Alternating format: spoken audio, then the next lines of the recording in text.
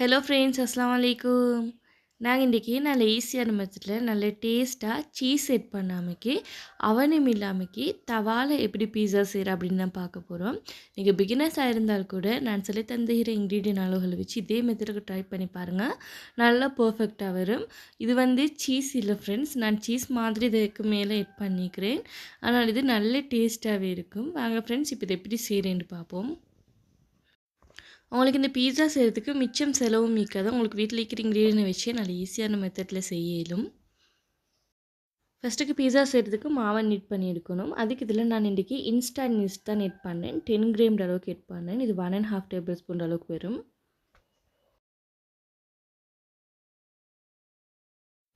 இதில் 2 table spoon sugar எட் பண்ணிவிட்டு 1 cup water எட் பண்ணி இதை நல்லா மிக்ஸ் பண்ணி விடுறேன்.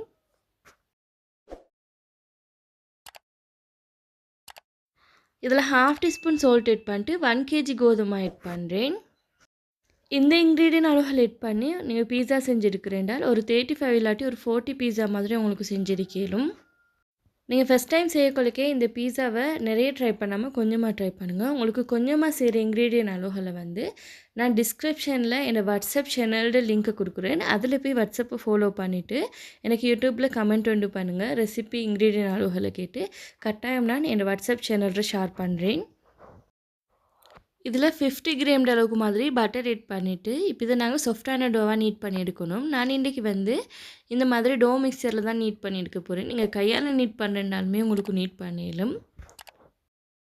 நான் ஏற்கனவே எட் பண்ணிக்கிற வாட்டர் வந்து இந்த டோ நீட் பண்ணுறதுக்கு போதாமைக்கு இருக்கும். அதுக்காக வேண்டி நான் கொஞ்சம் கொஞ்சமாக வாட்டர் எட் பண்ணிவிட்டு இதை கொஞ்சம் நல்லா சாஃப்டான டோவாக நீட் பண்ணி எடுக்கிறேன். இதை நீங்கள் மிச்சம் இறுக்கமாக நீட் பண்ணினேன்றால் வந்து இந்த பீஸா வந்து ஓரமாக வந்துடும். கொஞ்சம் அந்த தண்ணி பதத்துக்கு மாதிரி தான் நீங்கள் நீட் பண்ணி எடுக்கணும். மிச்சம் தண்ணி பதமும் தேவையில்லை. கொஞ்சம் அந்த லூஸான பதத்துக்கு இருக்கணும். கொஞ்சம் உங்களோட கையில் வந்து கொஞ்சம் அந்த பசை ஒட்டுற மாதிரி அளவுக்கு இருக்கணும். அதை நல்லா சாஃப்டாக நீட் பண்ணி எடுக்கக்கூடாது. அந்த பசை ஒட்டாமைக்கு கொஞ்சம் நல்லா சாஃப்டான டோவாக வரும். அந்த மாதிரி நீங்கள் நீட் பண்ணி எடுத்துக்கோங்க. பாருங்கள், இது இந்த மாதிரி ஒரு 10 மினிட்ஸுக்கு நல்லா சாஃப்டான டோவாக இதை நீட் பண்ணி எடுத்துக்கிறேன். இதே மாதிரி நீங்கள் கையாலே வந்து ஒரு 15 மினிட்ஸுக்கு நல்லா சாஃப்டான டோவாக நீட் பண்ணிவிடுங்க. நீங்கள் இன்றைய தானே இந்த வீடியோ ஃபஸ்ட் டைம் பார்க்குறேன்டா இது வரைக்கும் சப்ஸ்கிரைப் பண்ணாட்டி சப்ஸ்கிரைப் பண்ணிட்டு சைடுக்கு பெல் ஐக்கனை ப்ரெஸ் பண்ணி அதை ஆல் அப்படின்ற ஆப்ஷனை ப்ரெஸ் பண்ணிடுங்க. அப்போ தான் நான் ஷேர் பண்ணுற எல்லா ரெசிபியும் நோட்டிஃபிகேஷனில் ஃபஸ்ட்டில் வந்து காட்டும். லாஸ்ட்டுக்கு இதில் கொஞ்சம் நான் ஆயிலை நல்லா அப்ளை பண்ணிட்டு தான் இது இந்த மாதிரி நல்லா ஷேப்பாக எடுத்து விட்டுட்டு இதை அப்படியே மூடி வைக்கிறேன். இது ஒரு 20 இல்லாட்டி 25 மினிட்ஸுக்கு வந்து இதை நல்லா மூடி வைக்கணும். இது நல்லா டபுள் சைஸுக்கு வரதுக்கு.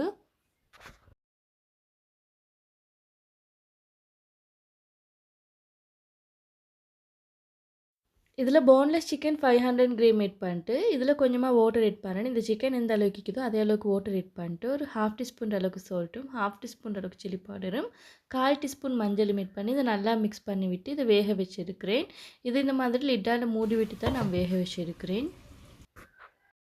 இது ஒரு 15 மினிட்ஸ் மாதிரி நல்லா வேக வச்சுருக்கிறேன். இப்போ இந்த சிக்கனை வேறையாக எடுத்துகிட்டு எங்களுக்கு இந்த சிக்கன் ஸ்டோக்கும் வந்து நாங்கள் சோஸ் செய்யக்குள்ளைக்கு இது தேவைப்படும். இது அப்படியே வேறையாக ஊற்றி வச்சுட்டு இப்போ இதே பேன்லேயே வந்து நான் சோஸ் செய்கிறதுக்காக வேண்டி வெங்காயத்தை வந்து எட் பண்ணுறேன். ஃபஸ்ட்டு ஆயில் எட் பண்ணி இதில் ஒரு 2 டேபிள் ஸ்பூன் மாதிரி ஆயில் எட் பண்ணேன். ஆயில் எட் பண்ணதுக்கப்புறமா வெங்காயத்தை எட் பண்ணுறேன்.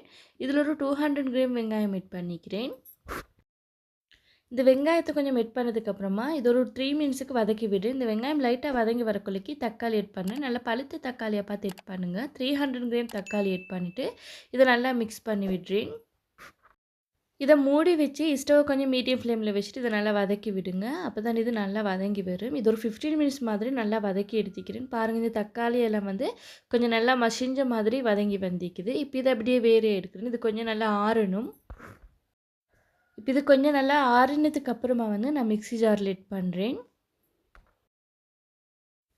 இது எல்லாத்தையும் எட் பண்ணதுக்கப்புறமா ஏற்கனவே சிக்கன் அவிச்சு வச்சுருந்தேன். இந்த சிக்கன் ஸ்டோக்கையும் வந்து நான் இதில் எட் பண்ணுறேன். எல்லாத்தையும் இதில் எட் பண்ணிவிட்டு இதை நல்லா அரைச்சி எடுக்கிறேன். பாருங்கள், இது இந்த மாதிரி நல்ல பேஸ்ட்டாக அரைச்சி எடுத்துக்கிறேன். இப்போ நாங்கள் இதை குக் பண்ணி எடுக்கணும் மறுகாலம். நான் ஏற்கனவே வெங்காயம் தக்காளி வதக்கின பேன்லேயே தான் 2 டேபிள் ஸ்பூன் ஆயில் எட் பண்ணிட்டு கொஞ்சமாக கடுகு எட் பண்ணி கடுகு பொரிஞ்சு வர கொலைக்கு இந்த பேஸ்ட் இதில் எட் பண்ணுறேன். ஸ்டவ் கொஞ்சம் லோ ஃப்ளேமில் வச்சுக்கோங்க. அப்போ தான் இது வெளியேக்கு தெறிக்காமைக்கு இருக்கும். நீங்கள் ஸ்டவ் ஹை ஃப்ளேமில் வைக்கக்குள்ள இது சரியான மாய்க்கு தெறிக்கும். இதில் ஒரு 1/2 டீஸ்பூன் சால்ட்டும் 2 டேபிள் ஸ்பூன் சுகரும் ஆட் பண்ணிவிட்டு சில்லி ஃப்ளேக்ஸ் வந்து 1 டீஸ்பூனும் ஒரு 1/4 டீஸ்பூன் சில்லி பவுடரும் ஆட் பண்ணிட்டு டொமேட்டோ சாஸ் வந்து ஒரு 3 டேபிள் ஸ்பூன் அளவுக்கு மாதிரி ஆட் பண்ணி இதை நல்லா மிக்ஸ் பண்ணி விடுறேன். இதை மிக்ஸ் பண்ணிக்கிட்டு கொள்ளைக்கே வந்து இது வெளியேக்கு நல்லா தெறிக்கும். நீங்கள் ஸ்டவ் கொஞ்சம் லோ ஃப்ளேமில் வச்சுட்டு இந்த மாதிரி மூடி விட்டு ஒரு 2 மினிட்ஸுக்கு இருக்க மாதிரி நல்லா மிக்ஸ் பண்ணி விட்டுக்கோங்க. நீங்கள் இதை மிக்ஸ் பண்ண கொள்ளைக்கு வந்து ஸ்டவ் ஆஃப் பண்ணிவிட்டு இது கொஞ்சம் சூடானதுக்கு அப்புறமா மிக்ஸ் பண்ணுங்கள். அப்போ தான் இது வெளியே தெறிக்காமைக்கு இருக்கும். நீங்கள் வந்து இந்த சாஸ் செய்ய கொள்ளைக்கு கட்டாயம் சின்ன தாச்சொண்டுலையும் செய்ய வேணும். கொஞ்சம் நல்ல பெரிய பாத்திரமாக எடுத்துக்கோங்க. அப்போ தான் இது வெளியேக்கு தெறிக்கிறது கொஞ்சம் குறைவாக தெறிக்கும்.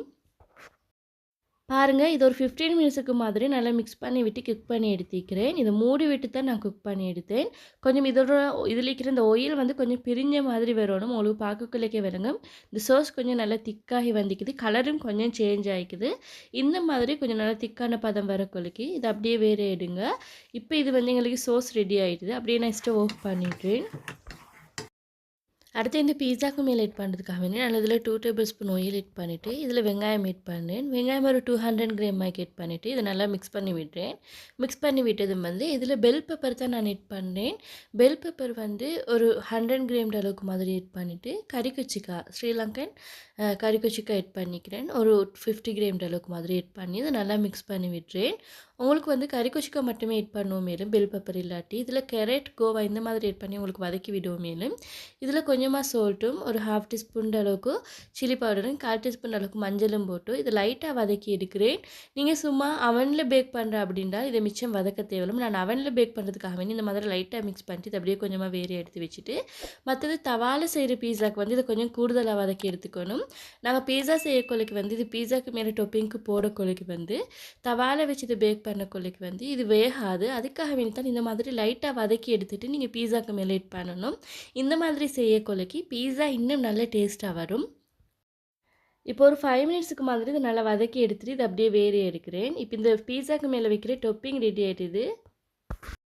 இன்றைக்கி சீஸுக்கு பதிலாக நாங்கள் இந்த மாதிரி தான் செஞ்சு போட போகிறோம். இந்த மாதிரி செஞ்சு போடக்குள்ளைக்கும் இது நல்லா இருக்கும். இதில் 2 டேபிள் ஸ்பூன் பட்டர் ஆட் பண்ணிவிட்டு ஸ்டவ்வை நல்ல லோ ஃப்ளேமில் வச்சுக்கோங்க. இந்த பட்டர் வந்து கொஞ்சம் நல்லா மெல்ட் ஆனதுக்கப்புறமா இதில் 2 டேபிள் ஸ்பூன் கோதுமை ஆட் பண்ணுறேன். கோதுமை ஆட் பண்ணதும் இந்த மாதிரி லைட்டாக மிக்ஸ் பண்ணிக்கிட்டே இருங்க. நீங்கள் கூடுதலாக கோதுமை ஆட் பண்ணினாலும் இந்த மாதிரி கட்டப்பட்ட மாதிரி ஆகும். அதே ஸ்டவ்வை நீங்கள் ஹை ஃப்ளேமில் வச்சுருந்தாலும் இந்த மாதிரி கட்டிப்பட்ட மாதிரி ஆகும். நான் இன்றைக்கி ஸ்டவ்வை கொஞ்சம் ஹை ஃப்ளேமில் தான் வச்சுருந்தேன். அதுக்காக வேண்டி தான் இந்த மாதிரி கட்டிப்பட்ட மாதிரி வந்துருந்துச்சு. அப்போவும் நான் உங்களுக்கு வந்து இந்த மாதிரி வந்தேன்டாலுமே நீங்கள் இதை எப்படி சரி செய்கிற அப்படின்றதுக்காக வேண்டி தான் நான் இந்த வீடியோ போட்டிருந்தேன். இப்போ இந்த மாதிரி கட்டிப்பட கொள்ளைக்கு வந்து இதில் நான் லைட்டாக கட்டிப்பட்டு வர கொள்ளைக்கு 2 கப் வந்து மில்க் ஆட் பண்ணிக்கிறேன், ஃப்ரெஷ் மில்க். இந்த மாதிரி வடியோண்டு எடுத்து இந்த மாதிரி இந்த கட்டிப்பட்டதெல்லாம் கொஞ்சம் லைட்டாக இந்த மாதிரி மெஷ் பண்ணி விடுங்க. இந்த மாதிரி செய்யக்கொள்ளைக்கு வந்து இந்த சோஸ் வந்து நல்ல க்ரீமியாக வரும். உங்களுக்கு இந்த மாதிரி வடி இல்லாட்டியும் பிரச்சனை இல்லை. இதை நல்லா மிக்ஸ் பண்ணிக்கிட்டே இருங்க. இப்போ மிக்ஸ் பண்ணதுக்கப்புறமா லாஸ்ட்டுக்கு இதில் சால்ட்டும் பெப்பரும் ஆட் பண்ணிவிட்டு நல்லா மிக்ஸ் பண்ணிவிட்டு ஸ்டவ் ஆஃப் பண்ணிவிட்டு இது கொஞ்சம் மாறினதுக்கப்புறமா மிக்ஸி ஜாரில் ஆட் பண்ணிவிட்டு நீங்கள் அரைச்சிடுங்க. இது நல்ல திக்காக இருந்ததுனால் இதில் இன்னும் கொஞ்சம் ஃப்ரெஷ் மில்க் ஆட் பண்ணிவிட்டு நல்லா அரைச்சிடுங்க. அப்போ நல்லா க்ரீமியான பதத்துக்கு வரும். பாருங்கள், இது எனக்கு அரைக்கவும் தேவையில்லை. இந்த மாதிரி இந்த வடியாலே மிக்ஸ் பண்ணி எடுக்கக்கொள்ளைக்கு வந்து இது நல்ல க்ரீமியாகவே வந்திக்குது. இப்போ அப்படியே ஸ்டவ் ஆஃப் பண்ணிக்கிறேன். இங்கால பீஸாக்கு வந்து இந்த மாவு வந்து நல்லா டபுள் சைஸுக்கு வந்திக்குது.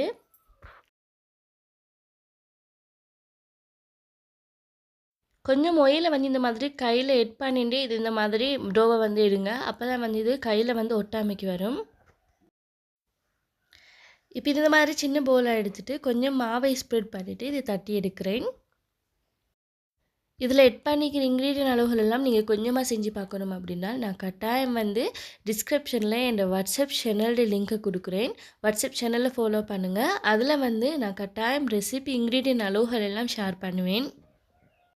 பாருங்கள், இது இந்த மாதிரி தட்டி எடுத்துக்கணும். மிச்சம் மெல்லிசாவும் தட்டி எடுக்க வேணும். கொஞ்சம் லைட்டாக தடிப்பமாக தட்டிடுங்க. அதே மாதிரி மிச்சம் தடிப்பமாக தட்டினாலும் பீஸா வந்து ஓவராக பொங்கி வந்துடும். இது சரியான அளவுக்கு மாதிரி தட்டி எடுத்துக்கணும். நீங்கள் சப்பாத்தி தட்டத்தை விட கொஞ்சம் தடிப்பமாக தட்டி எடுங்க. இந்த மாதிரி ரொட்டி தட்டி எடுத்ததுக்கப்புறமா ஃபோக்கால் வந்து இந்த மாதிரி கொஞ்சம் லைட்டாக குத்தி விட்டுக்கோங்க. அப்போ தான் வந்து இது நாங்கள் தவாவில் போட்டு வேக வைக்கக்குள்ள இது பொங்கி வராது. ஃபர்ஸ்ட்ல நாங்க இத சுட்டெடுக்கிறதுக்கு பீஸால வந்து ஒரு சைட வந்து கொஞ்சம் நல்லா வேக வச்சு எடுத்துக்கணும். அதுக்கப்புறமா தானே இதில கறி ஆட் பண்ணணும். அப்பதான் இந்த பீஸா இன்னும் நல்ல டேஸ்ட்டா வரும்.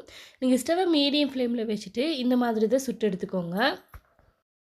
நீங்க இந்த ஒரு சைட மட்டும் ஒரு 2 மினிட்ஸ்க்கு வேக வச்சுருங்க. ஸ்டவ் மீடியம் ஃப்ளேம்ல வச்சுடுங்க. நீங்க லோ ஃப்ளேம்ல வச்சுட்டு இந்த மிச்ச நேரம் வேக வச்சனாலும் இந்த பீஸா வந்து உரமா வந்துடும். சாஃப்ட்டா வராது. 2 மினிட்ஸ் மட்டும் இத வந்து இந்த ஒரு சைடு வேக வச்சுட்டு, மத்த சைடு வந்து ஒரு 1 மினிட்ஸும் இல்ல. மத்த சைடு போட்டதும் கொஞ்சம் லைட்டா ட்ரை ஆயினதுக்கு அப்புறமா குயிக்கா எடுத்துருங்க. பாருங்க இதில ஒரு சைடு வந்து நல்லா வெந்து வந்திக்குது. மத்த சைடு வந்து வேகல. கொஞ்சம் பச்சையா தான் நிக்குது. நல்லா வெந்த சைடுல வந்து மட்டும் நான் இந்த மாதிரி ஸ்பூனால லைட்டா இத பிரஸ் பண்ணி விட்டேன். அப்பதான் இந்த இதுக்கு மேல வந்து அந்த சோஸ் ஆட் பண்ணக்குள்ளக்கு வெளியே கொட்டாமைக்கு வரும். இதில ஒரு 1 டீஸ்பூன் அளவுக்கு வந்து நான் ஏற்கனவே அந்த செஞ்சு வச்சிருந்த சோஸ் ஆட் பண்ணிட்டு, இப்ப இதுக்கு மேல வந்து அந்த செஞ்சு வச்சிருந்த கறியையும் ஆட் பண்றேன். நான் இன்றைக்கு வந்து 2 மாதிரி பீஸா செஞ்சிருந்தேன். ஒன்று வந்து அவன்ல வச்சு பேக் பண்ணுறது. மற்றது வந்து இந்த மாதிரி தவால எப்படி செய்கிறேன்னு காட்டியிருந்தேன். நான் இந்த தவால செய்கிறதுக்கு இன்றைக்கி இந்த மாதிரி சிக்கனை வந்து அவிச்ச சிக்கனை தான் நீட் பண்ணியிருந்தேன். இதே நீங்கள் இந்த அவிச்ச சிக்கனை கொஞ்சம் லைட்டாக ஃபஸ்ட்டுக்கு வந்து அவிச்சதும் அதை ஃபுல்லாக கொஞ்சம் ஃப்ரை பண்ணி எடுத்துகிட்டு அதுக்கப்புறமா இந்த மாதிரி பிச்சுட்டு இதில் எட் பண்ணுங்கள். அந்த மாதிரி செய்யக்குள்ள இது இன்னும் நல்ல டேஸ்ட்டாக இருக்கும். அவன்ல வைக்கக்குள்ளக்கு நீங்க அவிச்ச சிக்கன வந்து ஃப்ரை பண்ணிட்டு வைக்க தேவையில்ல. ஏன்டா வந்து இந்த அவிச்ச சிக்கன நீங்க அவன்ல வச்சு பேக் பண்ணக்குள்ள இந்த சிக்கன் வந்து கொஞ்சம் ஃப்ரை ஆகின மாதிரி மேலுக்கும் ரோஸ்ட் ஆகி வரும். இதே நீங்க தவால வச்சு செய்யக்குள்ள இத ஃப்ரை பண்ணிட்டு இந்த மாதிரி பிச்சிட்டு எட் பண்ணக்குள்ள இது இன்னும் நல்ல டேஸ்ட்டா இருக்கும் பீஸா. பாருங்க இப்ப இதுக்கு மேல வந்து இந்த ஒயிட் சாஸ் எட் பண்ணி இந்த மிச்சம் திக்கா ஆயிக்கிறனால இதுல இன்னும் கொஞ்சம் மில்க் எட் பண்ணிட்டு கொஞ்சம் லூஸான பதத்துக்கு கரைச்சு எடுத்துக்கோங்க. இது இந்த மாதிரி கொஞ்சம் கொஞ்சமா ஆட் பண்ணக்குள்ளே உங்களுக்கு சீஸ் ஆட் பண்ணின மாதிரி தானே இருக்கும். ஆனால் இது நல்ல டேஸ்ட்டாவும் இருக்கும். பாருங்க இந்த ஒயிட் சாஸ் ஆட் பண்ணதுக்கு அப்புறமாவும் இத நாங்க மறுபடியும் வேக வச்சு எடுத்துக்கணும். ஸ்டவ் கொஞ்சம் மீடியம் ஃப்ளேம்ல வச்சுட்டு இத அப்படியே இதில வைக்கிறேன். இந்த பீஸா வந்து நீங்க மிச்ச நேரத்துக்கு வேக வைக்கவும் படாது. ஒரு 5 மினிட்ஸ் இத வச்சுட்டு எடுத்தாலே போதும்.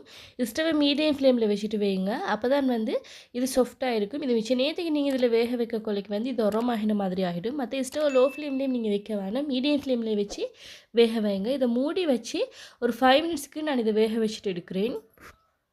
இப்போ 5 மினிட்ஸ்க்கு அப்புறமா இதை அப்படியே வேறு எடுக்கிறேன். இப்போ வந்து இது நல்லா ரெடி ஆகிட்டுது. கட்டாயம் நீங்கள் ட்ரை பண்ணி பாருங்கள் ஃப்ரெண்ட்ஸ். இது நல்ல டேஸ்ட்டாக வரும். பாருங்கள் ஃப்ரெண்ட்ஸ் இது நல்லா வெந்து வந்திக்குது. இப்போ இதை அப்படியே வேறு எடுக்கிறேன். இது வந்து நான் அவனில் பேக் பண்ணுறதுக்கு வச்சுருந்தேன். கீழக்கு வந்து ட்ரேயில் ஆயிலை நல்லா ஸ்ப்ரே பண்ணிட்டு அதுக்கு மேலே கோதுமை மாவை கொஞ்சம் ஸ்ப்ரெட் பண்ணிவிட்டு இது அவனில் பேக் பண்ணுறதுக்காக வேண்டி வச்சுருந்தேன்.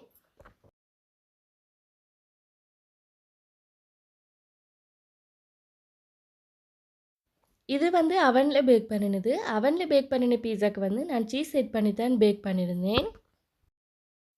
தவால பேக் பண்ணின பீஸாவுமே அவன்ல பேக் பண்ணின மாதிரி தான் இருந்துச்சு. நல்ல டேஸ்ட்டாகவும் இருந்துச்சு. இது நல்லா சாஃப்ட்டாக வரதுக்கு கட்டாயம் நான் சொல்லி தந்த டிப்ஸ் எல்லாம் ஃபாலோ பண்ணி ஸ்டவ்வை மீடியம் ஃப்ளேமில் வச்சுட்டு இதை மிச்ச நேரம் வேக வைக்காமக்கி குயிக்காக வேக வச்சுட்டுடுங்க. அப்போ தான் இது நல்ல சாஃப்ட்டாக வரும். இது வந்து சீஸ் செட் பண்ணாமலே இது நல்ல டேஸ்ட்டாகவே வந்துருந்துச்சு. இந்த ஒயிட் சோஸுமே சீஸ் மாதிரி நல்ல டேஸ்ட்டாக இருந்தது.